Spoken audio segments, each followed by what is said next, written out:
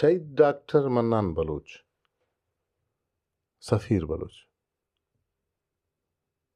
شہید ڈاکٹر منان بلوچ ایک متحرک سیاسی رہنما تھے جنہوں نے پارٹی کو منظم کرنے کے لیے بلوچستان کے دور دراز علاقوں کی سفر کی۔ اپنے ایک پاؤں کی معذوری کے باوجود ایک لاٹھی تامے ہر سیاسی کارکن کا دروازہ کھٹکھٹایا، بحث مباحثے کیے، آپسی تلخیوں کو دور کرنے اور تحریک میں سب کو جوڑنے کی کوشش کی۔ ایسے وقت میں جب ایک سیاسی کارکن کے لیے بلوچستان میں آزادہ نقل و حرکت مشکل اور ڈاکٹر منان جیسے رہنما کے لیے تقریباً ناممکن تھا، تب وہ ساروان کے دورے پر تھے۔ جہاں جہاں تنظیم کاری کے لیے جانا ضروری محسوس کرتے، کسی بھی طرح مطلوبہ جگہ پہنچنے کی کوشش کرتے، محدود اور چھوٹے سرکل منعقد کرتے اور بحث و مباحثے کا ماحول بناتے۔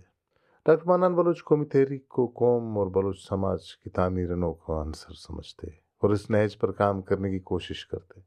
وہ تنظیمی رابطہ کاری میں تیزی لانے کی تگ و دو میں رہتے، غیر محتاج عد تک بے خوف تھے اور تنظیم کاری کے لیے جان کی پرواہ کی بغیر خطرات مول لیتے۔ یہی بے خوفی ان کی شہادت کا سبب بنی۔ وہ سیاسی معاملات کا ادراک رکھتے اور بغیر لگی لپٹی کی بے باک انداز میں اپنی بات رکھتے، جس کی وجہ سے کبھی کبھار دوستوں کی ناراضگی کا سامنا بھی کرتے۔ 2015 کے آخری ماہ میں کلات کی نواں میں ڈاکٹر منان شہید سے آخری ملاقات ہوئی۔ انہوں نے کہا کہ یاد ہے جب 2008 میں نے یہی خدشہ ظاہر کیا تھا کہ ریاستی جبر میں تیزی آتے ہی سیاسی دوستوں کو نشانہ بنایا جائے گا، اور ہوا بھی ایسا۔ بلوچستان میں کریک ڈاؤن شروع ہوا تو روزانہ کی بنیاد پر مختلف علاقوں سے بلوچ سیاسی جماعتوں سے وابستہ ساتھیوں کو نشانہ بنانے کے واقعات رونما ہونے لگے۔ ریاست نے بلوچ قومی تحریک کو ختم کرنے کے لیے سیاسی کارکنوں اور جہدکاروں کو ہدف بنانا شروع کیا اور وہ اربا آزمایا جہاں انہیں غلط فہمی تھی کہ اس وار سے تحریک کے سامنے رکاوٹ پیدا کی جا سکتی ہے۔ غلط فہمی اس لیے کہ تحریکیں جن کی جڑیں عوام میں ہوں اور جو ایک مستند اور طویل تاریخی پس منظر رکھتی ہوں، انہیں اکثر جڑ سے اکھاڑ پھینکنے کی دشمن کی خواہش تو ہو سکتی ہے، لیکن ایسا ممکن نہیں۔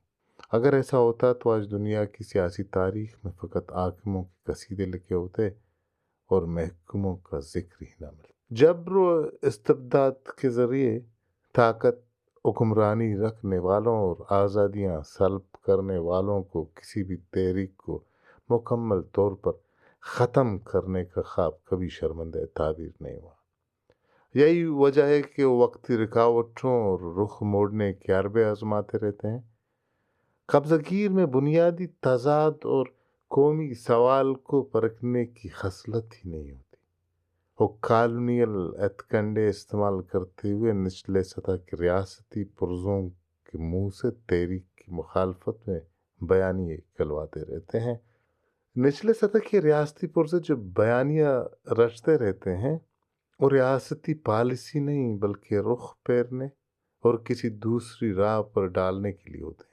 یہ مکمل دروغ گوئی پر مبنی ہوتی ہیں۔ ایسے بیانیے کو کاؤنٹر کرنا سیاسی تنظیموں کی ذمہ داری ہے۔ منظم اور پختہ فکر جماعتیں اس طرح ریاستی پرزوں کے بیانیے پر اپنے حکمت عملی تشکیل نہیں دیتی اور اس خاطر میں نہیں لاتی اگر اس بیانیے کو سامنے رکھ کر پالیسیاں مرتب کی جائیں تو یہ رد عمل دشمن کی پالیسی کو کامیاب کرنے کے مترادف ہوگا۔ ڈاکٹر منان اور دیگر ساتھیوں کی شہادت مستونگ میں ہوئی جب ریاستی بربریت نے رات کے سیاسی بیداری کی مشن پر نکلے جہدکاروں کو اپنی بربریت کا نشانہ بنایا۔ مشق نوکجو میں پیدا ہونے والے ڈاکٹر منان مستونگ میں شہید ہوئے اور وہیں پر سپرد خاک کر دیا۔ ڈاکٹر کے آنے کا مقصد تحریک کے ساتھیوں کو منظم کرنا اور مضبوط بنانا تھا۔ مستونگ وہ جگہ جہاں پر ایک صدی قبل پہلی بلوچ سیاسی جماعت ینگ بلوچ کی بنیاد رکھی گئی تھی۔ سیاسی طور پر ایک صدی پہلے بلوچ تحریک کے لیے بنیاد فراہم کرنے والا یہ شعر شہدا کو گلے لگانے اور ان کے لہو کو جذب کرنے پر نازاں ہوا۔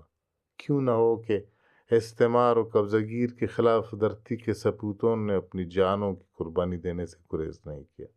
وطن کو قابض کے نوکیلے پنجوں سے آزادی دلانے کی جدوجہد کرنے والوں کو زمین اس طرح اپنے فراخ سینے میں جگہ دیتے ہوئے گلے لگاتی ہیں۔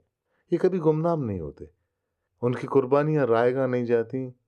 جس جس جگہ پر ان کے خون کا ایک قطرہ گرتا ہے وہاں سے جدوجہد کی، مزاحمت کی کھوپڑیاں پھوٹ۔ ابھی چند روز پہلے مستونگ میں عوامی اجتماع نے ڈاکٹر منان شہید اور دیگر شہدائے وطن کی مزاروں پر چادریں چڑھاتے ہوئے اس بات کو مزید پختہ کر دیا کہ بلوچ قومی تحریک بلوچ سماج کی تعمیر نو کی تحریک ہے۔ آزادی، سماجی بیداری اور تعمیر نو کی یہ جدوجہد کامیابی سے ہمکنار ہوگی جبر و استبداد اور ظلم و بربریت کے بلبوتے پر طاقت، حکمرانی اور آزادیاں سلب کرنے والے اسے ختم کرنے کی سکت نہیں رکھتے۔